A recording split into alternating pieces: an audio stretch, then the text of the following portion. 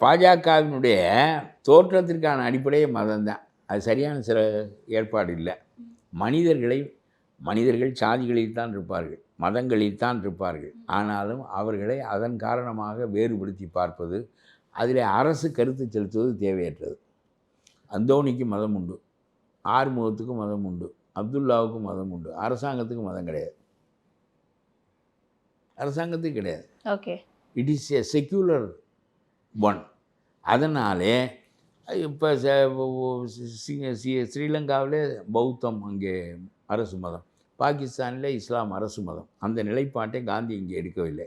ஆகவே பெரிதாக கூட எண்ணிக்கையில் உள்ளவனும் குறைய எண்ணிக்கையில் உள்ளவனும் as a voter, as a man, அவன் he will be counted as one. அவன் யாருக்கும் he is not against anybody. என்ன, எனி ரிலிஜன் நமக்கு எதிரானது இல்லை என்ற கோட்பாட்டை காந்தி சிறப்பாக எடுத்தார்.